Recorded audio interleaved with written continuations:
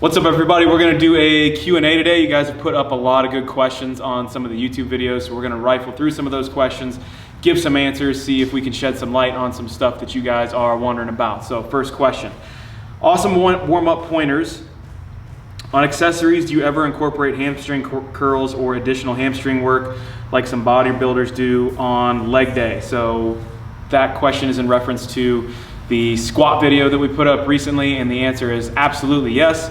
Most of the time it's banded work where I'm doing sets of 30 to 50 with bands, green bands, or a combination of both, just lying on the floor and then curling my heels up to my butt. I'll also use the reverse hyper for some curls, and then as well as the GHD. So instead of just doing a hip extension, I'll actually curl my hamstrings, pull the body all the way up to vertical, and then slowly bring it back down for development of the hamstrings. Those last two, actually all three, are a great way to develop a hamstring where, again, you don't have to load the spine. So I use all of those kind of rotated in and out of accessory work on leg day. Next question is also about the squat workout. It says, like the videos, man. Quick question, just started focusing on strength, doing standard 5x5 workouts, adding 5 pounds each session. At what point would you implement this squat routine? So in the squat routine that he's referring to, I use a whole lot of percentage-based lifts and percentage-based weights. He's just talking about doing a 5x5 and doing an easy 5-pound progression. So my goal is to continue 5x5 until I hit 1.5 times my body weight. Any thoughts?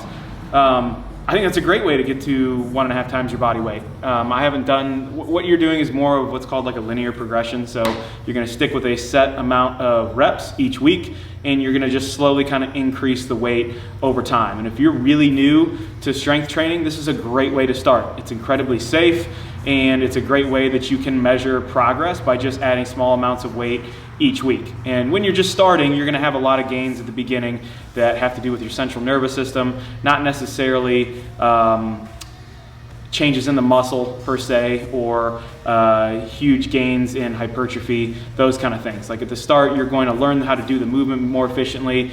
You're gonna have a bigger training adaptation in that sense, which is going to allow you to lift a little bit more weight each week. And so with respect to that, it's a little bit harder to get burnt out on one movement when you're early in your training. I think it's good if you're practicing that until you get to a particular goal. Just know that if you start to stall out, you start to get stuck, you get to weights that you can't move and you haven't reached your goal yet, that means it's probably time to take a break, take a week off where you lift some lighter loads, maybe change up the squat a little bit, change it to a front squat, change it to an overhead squat, change it to something else that's not just the back squat, in order to give your body a little bit of a rest from that, and then come back to it, pick back up in your linear progression, and go from there, see if you can't make some more gains. Next question has to do with footwear. Curious on your thoughts on wearing lifters when back squatting. Noticed you are wearing Nano 2s during the sesh. Has it been your experience that you can squat heavier with lifters versus Nanos, or perhaps Chucks, or just any old shoe to lift with? So the reason that I would wear a lifter is basically because I have a little bit poor ankle mobility. It allows the fib tib to travel forward a little bit easier when your heel's lifted, and that gives you an easier way to achieve a particular range of motion that's beneficial for squatting. The reason that I squat in regular shoes is because if I'm going to compete or just be ready for everyday life, I guess you could say, you're typically not going to be wearing lifters around every day. In a competition setting, you might have to run, you might have to do box jumps, you might have to do something a little bit more mobile other than just squatting that requires you to use just a regular tennis shoe. So for me personally, it depends on the day. If I'm doing snatch work, clean and jerk, and I'm gonna go really, really heavy, and that's really what I'm focusing on, then I'll probably throw on a pair of lifters where there's just a little bit of heel lift. But if it's just a typical Metcon day and I'm gonna throw in some back squats at the end or something like that, I'll usually just wear a regular pair of shoes, and it's a good reminder that, hey, you know, I need to have my ankles prepped and the rest of my body prepped in order to achieve that range of motion. And it's kind of a reminder of something to work on, because it's something that I lack sometimes, that range of motion around the joint or flexibility in certain spots. So use them as a tool, but don't use them as a crutch, right? So don't just rely on a shoe to help you squat more, or knee braces, or a belt, or any of those things, right? Use it as a tool for your training program, just like you would any other piece of equipment, but don't use it as a crutch. Next question. My hamstrings are super tight. How can I loosen them? And I couldn't do any kind of exercise because of everything that's going on right now. I could do 140 kg for 3 reps. Now I can't do a double with 110. What is the best exercises to recover? What should I do to recover faster? Now I'm not sure if you're talking about how to recover the lost weight in the squat or how to recover maybe between squat sessions or strength sessions. But in regards to your first question, my hamstrings are super tight. How can I loosen them? Focus on any hamstring stretch, right? It sounds super simple, but the time or the duration that you hold the stretch is going to be super important. So you should be holding that stretch for at least 2 minutes. That's what's most beneficial to me, 90 seconds to 2 minutes at least. A 30-second stretch on your hamstring isn't going to do anything. So make sure you're pushing yourself to the point where you can feel that muscle stretch, and you're slowly pushing a little bit further as it starts to loosen over the course of that 2 minutes. Now you could do 3 different exercises, or 3 different stretching exercises, 2 minutes each.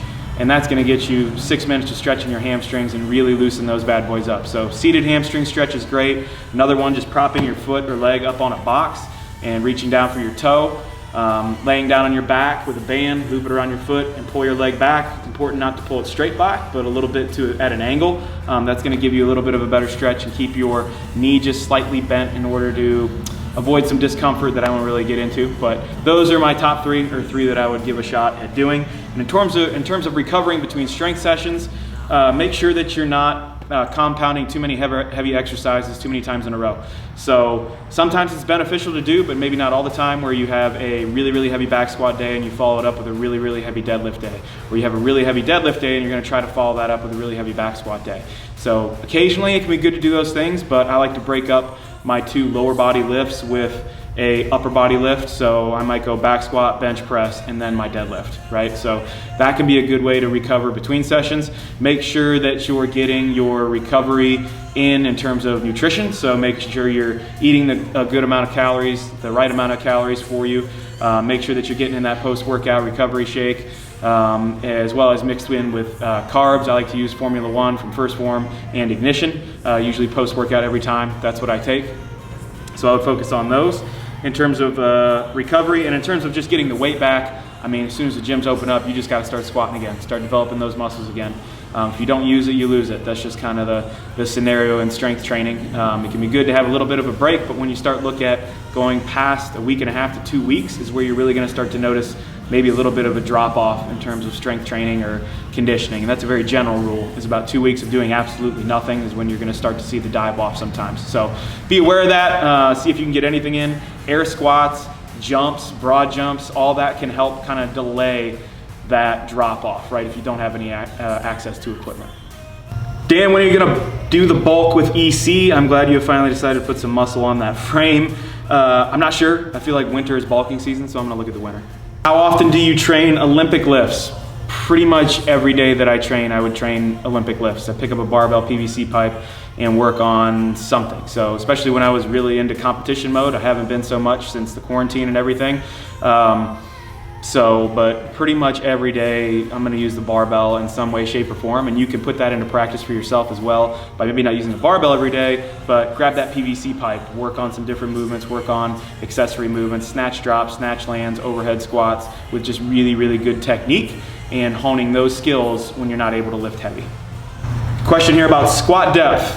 What is the proper squat depth? Below parallel, hip crease below the top of the knee, or buried as far as you can get, right? And why do I say that? Because that's where life puts you.